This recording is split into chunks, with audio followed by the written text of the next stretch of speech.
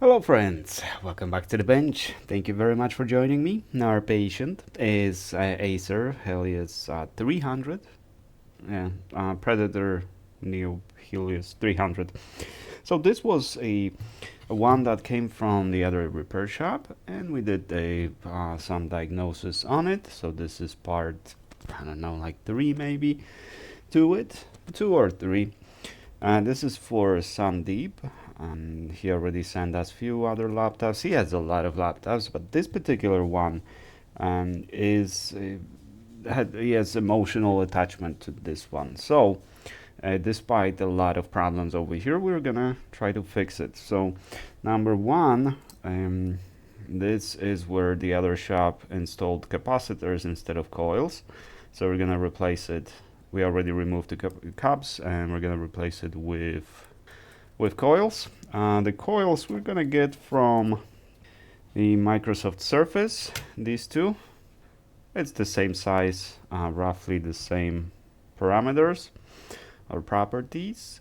You could theoretically, you just could solder on the wire over here, and it would work. Next, what we have to do to hopefully get it to work. This chip, we expect that it was shorted, that's why it was removed, and there were some jumper cables over here. So we're gonna replace the chip. We have the chip over here. We have even 5 of them, just in case.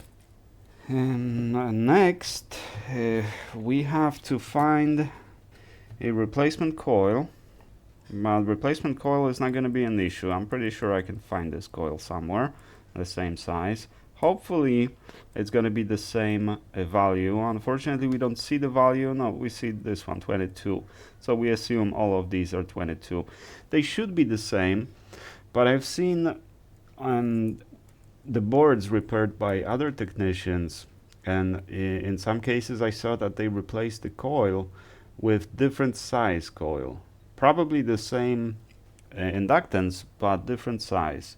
And it did work. So perhaps these coils don't have to be the same, but more troubling is finding the VRM. This is probably around 20 bucks if we want to buy it new. I didn't order it, so we're gonna try to recover it from some other boards. And the same problem here. This is CPU, and also one VRM was shorted. However, coils seem okay, so we should be good here. Now, once I replace the coils and that chip, I think I'm just gonna try to run it. Technically, it should work without this one line over here and one line over here, at least when we get it to boot to the BIOS, right? Obviously, probably it won't perform properly in Windows, but we're not going to boot it to Windows. As soon as it goes to the BIOS, then we just need to find these. But before we start investing in these, let's confirm that we're gonna have a battery charging. Now, if I remember correctly, this is BQ chip architecture, so the probability of fixing it should be pretty high. Now, let's just, before we proceed, I have 19.47 over here. Let's turn it off because we don't care. And I just want to see if the ID pin is okay on it. That is a very easy fault to fix, and a lot of people can find it difficult. If you know where to check, it's we have 159K on it now, and when we put a charger in without anything, we should have a ground over here, and we have the ground. Okay, so ID pin is okay. So let's replace the stuff, connect the battery, and see if it will charge. If it charges, then we're gonna take it further.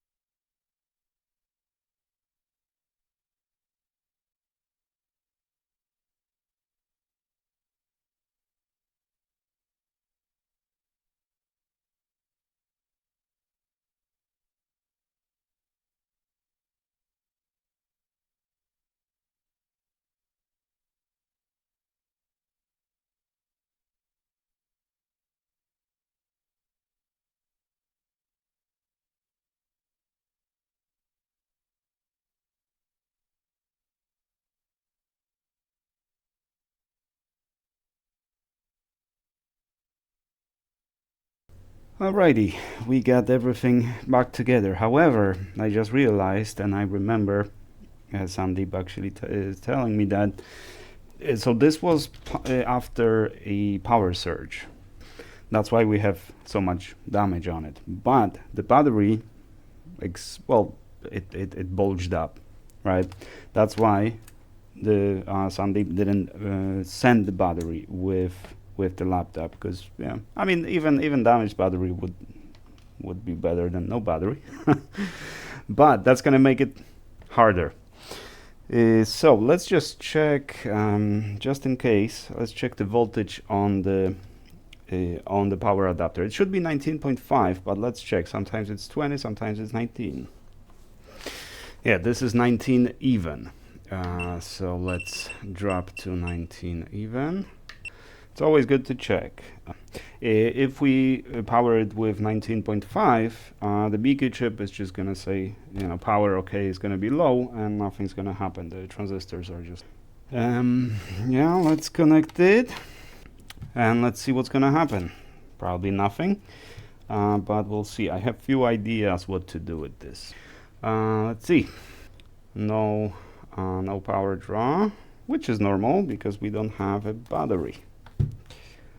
Let's check some voltages here and there.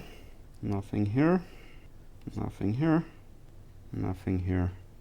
Well, battery obviously, 200 millivolts on the battery, the battery coil.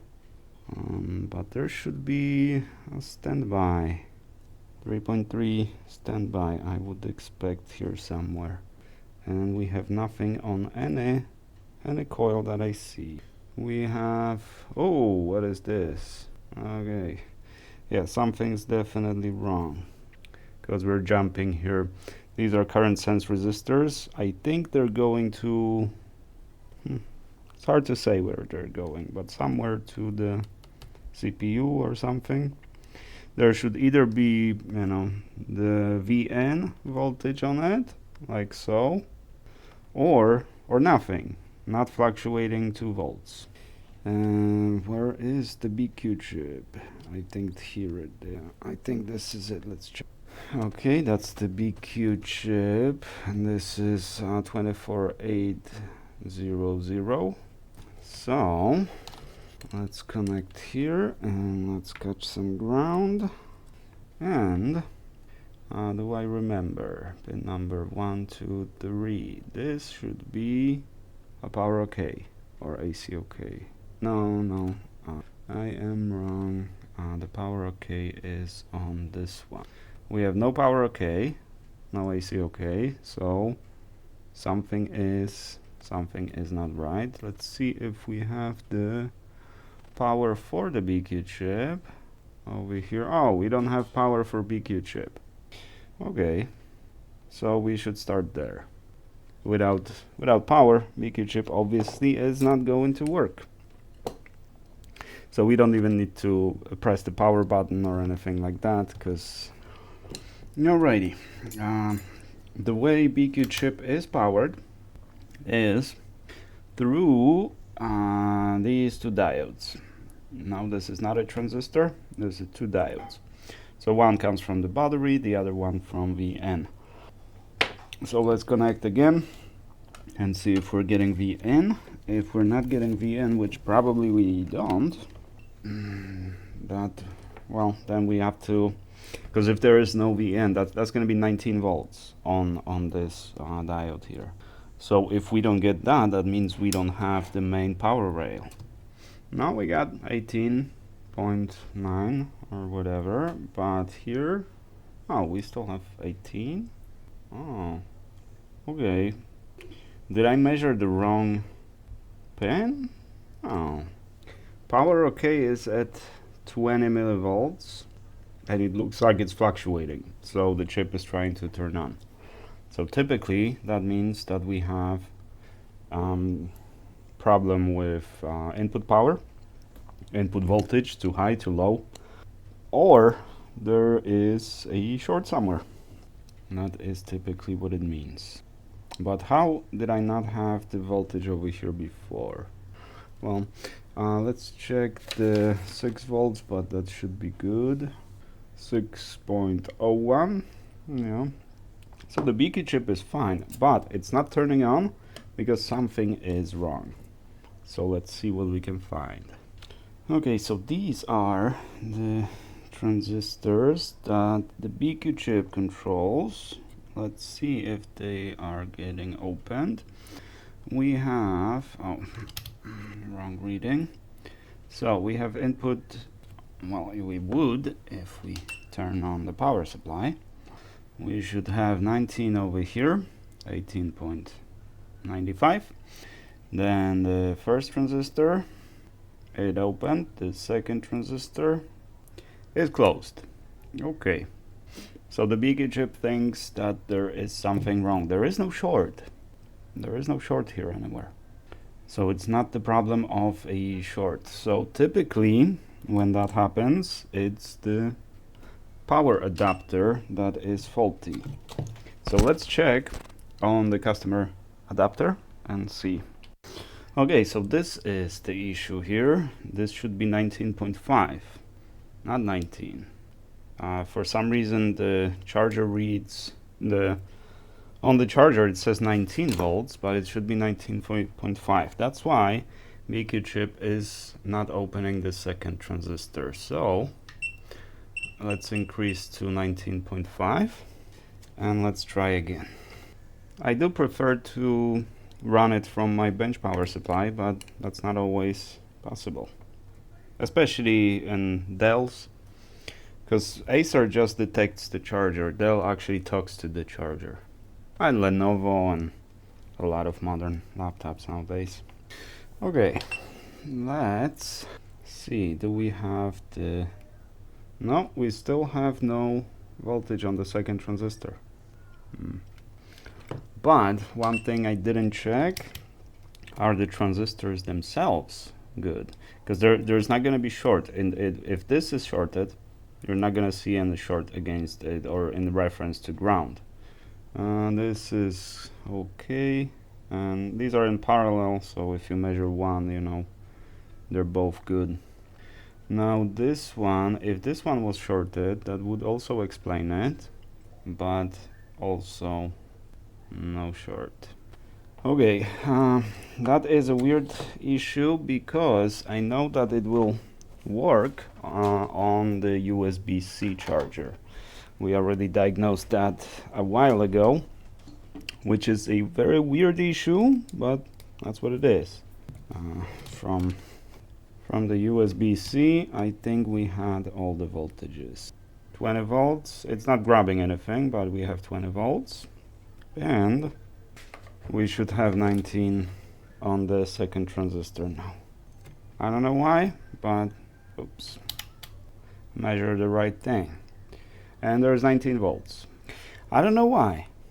You know, low voltage would explain that, but it's weird. So now, let's get back to BQ and let's see power okay. So, charging or the input voltage, what? Now we have, oh, okay, I think that's why I didn't see it before. It's just a poor contact on the probe. And the power okay over here, and we have 3.2. Yeah, the power okay is, so from USB-C it is working, or you know, by working I mean BQ chip, the power delivery is fine from the USB-C, but not from the charger. So let's do one last check on the charger, customer charger, and we'll have an answer whether it's a problem with my bench power supply or for some reason the input from the charger just doesn't work. And we have 19. Okay, so this is the issue of my bench power supply, not much more than that. Okay, so let's check it again. Let's press the power button and see what's gonna happen. That's why I like to have a battery, because at this stage I can confirm whether it's charging, because it should, if as long as the power okay shows okay, it should be charging, but we did see in the previous one that the power OK goes up, but it's still not charging, right? But there's some other issue over there. Regardless, now let's see what we can do here. Where's the power button? Okay, I see the power button. So first, actually, let's connect the fans too, because that's gonna at least tell us if the fans are spinning. Okay, it's connected with one screw. Because since we don't have a battery, it's kind of more tricky. So at least fan spin is gonna tell us something. Well, let's see. Are we gonna get a fan spin? Yeah, we have a fan spin. Okay. It has been reset, so it might take a while to boot. Yeah, it's restarting again. Still no picture, but the fans are speeding up now. This is normal after a reset like that. When the BIOS resets, it could reboot a few times. We have very fast spin. I forgot to connect the battery for the CMOS battery, but it's taking a bit too long. But it could be up to 6 minutes. The CPU is warming up. Oh, I just want to see the picture on the screen before I turn it off. Because now the CPU is overheating, that's why the fans are spinning so high. But still no picture, but it turned off, which is normal. And it should boot again. Or, yeah, the thermal shutdown could have kicked in now. Because we have only one screw on the CPU. So yeah, it is gonna overheat. So let's see what we can do about that. Yeah, it's it sounds like it's thermal shutdown. But the question is the CPU actually good? I deemed it good because I don't see the short, right? But that's not very reliable method of confirming whether the CPU is good or not. Yeah, it's nice and warm. It's not overheated.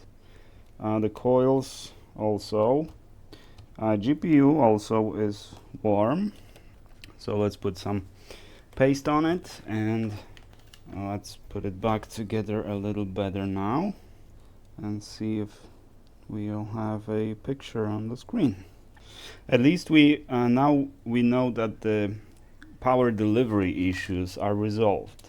Right, so it was just that shorted chip that they removed and didn't replace, and two VRMs, one on CPU and one on GPU. Right, so these were the issues with the board, but that doesn't mean that meaning if you resolve power delivery issues doesn't mean the laptop is fixed. There could be something else could be a problem as well. I just realized I didn't tighten the screws in the correct order, but that's fine. We're not leaving it, right? This is just for confirming. So we should be good. I just want to see the picture on the screen, it going into BIOS, and that's it. And the rest we'll just figure out. Alright, but now I have the CMOS battery connected. Yeah, the fans are spinning. Yeah, there was first spin and reset. Normal. Now I hear it starting again. But no backlight. And now could we have faulty display or something? It's possible. I can hear it working, but the fans are not spinning now. Before they were spinning because the CPU was overheating. Now it is.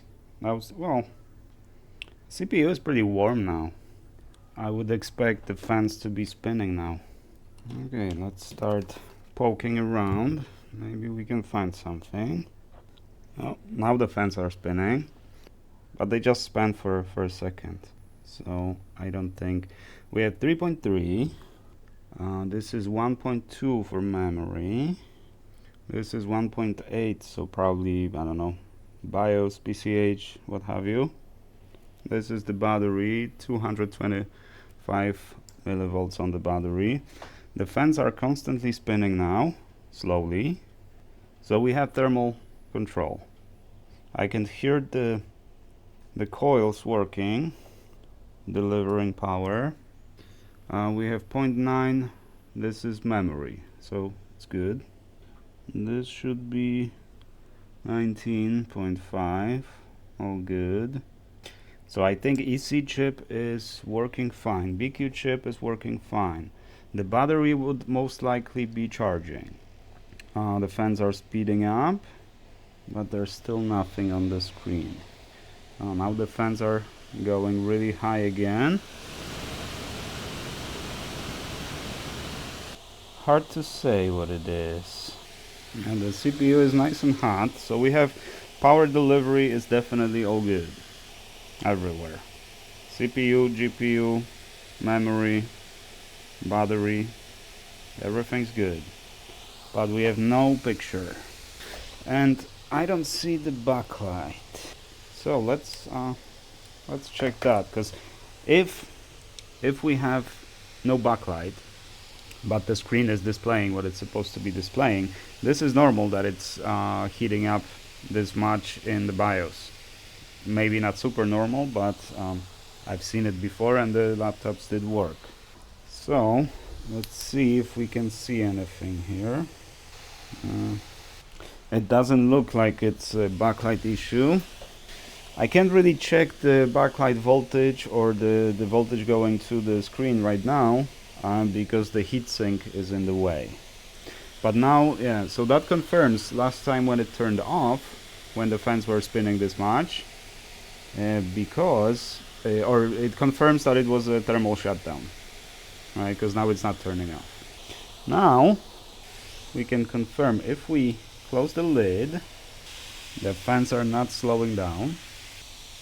It's a little hot for my taste, especially in the BIOS, if it's in the BIOS, because we could have damaged cable. It's possible. Oh, actually, yeah. Let's connect the external monitor and see if it displays anything. But nah, it's not going to tell us anything, because in the BIOS you would have to boot to the system to see something on the external. So the BIOS is not gonna display anything, but won't hurt to try. Let's see, second. There's nothing on the HDMI. But yeah, we wouldn't expect it definitely in the BIOS. Now, could it be faulty CPU? I'm not sure. Let's see on the scope if the BIOS is being read. Now we could read a data line, one or the other, the MOSI or MISO, or we can check the clock, or we can check the one of those pins. But what I like to check is pin number 1. Pin number 1 is chip select. That pin needs to go low if the master is trying to read or write to that device. Otherwise, it's gonna be high. So what we want to see is something going on pin 1 of the BIOS. No good place to hook up over here. Okay, it's permanently high. Yeah, so the BIOS is not being read. Now we could try the procedure again, but yeah, it definitely is not reading the BIOS. We would see it here. So CS pin would be going up and down basically, but it's not going, it's staying high at 3.3. So could this be a BIOS issue? I mean, after power surge, anything is the suspect. Anything could be a problem here. But so the BIOS chip is powered, CPU is powered, GPU is powered. All voltages are fine. CPU, for my taste, is overheating a little bit. It's nice and hot. The coils, yeah, the coils are really hot too. So it's kind of like the CPU is on full throttle. But what is it doing? It's not displaying anything. Thermal control is working. We have thermal shutdown working. We have a fan speed control working. Everything is working except laptop. Except the laptop. The laptop is not working. Nothing on the display. I'm not sure what to do with this. I'm honestly not sure. Could it be faulty display cable? Could it be faulty display?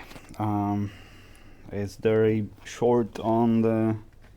If there was, because this is connected like directly, right, from main power rail to the screen. So if there was a short, the BQ chip would not start. Since the BQ chip is starting, then the other possibility could be that we have a blown fuse, which it's not. So the fuse is fine. I have no idea. I mean, after power surge, wouldn't you expect the CPU to be faulty at least a little bit? Because all I can check when it comes to, checking whether the CPU is good or not, all I can do really is just check the resistance, right? Resistance is fine. GPU the same. We checked the power consumption of the core. It seems fine. And GPU is not heating up that much. It is warm. But the CPU is getting fairly hot. Not too much, but you can judge by the speed of the fans. They're going pretty fast. So it is, kind of like it was in the high state of load, like the system loaded or something. But if the system loaded, right? Well, system didn't load because we don't have an SSD, so there's nothing to load. But if it loaded into BIOS and we just don't see the display on it, right? We just don't have a display, but other than that, it's working. I've seen it before that in the BIOS, it just it just throttles. The fans are spinning very high, but it works. And I can hear the coils, especially initially when it starts. I can hear the coils working, which typically is not the best sign if you can hear the coils working, because typically that means something could be wrong. I don't think it's the missing VRMs, but it could be. It could be, but here's the issue. If now it displayed something on the screen, it booted into BIOS, then I would definitely order the replacement chips, right? And replacement coil and everything, right? We would replace everything with new components. But since we don't have anything on the display, if I now invest another $70-80 into parts and I replace them and it's still the same thing, then I'm not working in the best interest of the customer, right? It's easy to spend someone else's money for sure, but I prefer not to do that, because it's still the only solution could still be, in this case, the replacement board, right? Let's find another one that is faulty, relatively cheap, and let's build one working board from 2 broken boards. And that typically brings a lot better success rate than just trying to fix one board, right?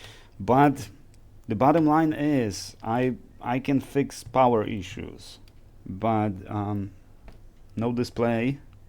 That's a different ballpark, because now the BIOS not loading either, so that would be consistent with faulty CPU. The other shop did say that the CPU is faulty, but no, or was it the other laptop? I don't remember. Maybe no. And on this one, they said that it might be faulty, but they couldn't find the shorted VR MOSes or DR MOSes. So I wouldn't trust their analysis, if they can't even find a. And they replaced the coils with caps. So yeah, I don't really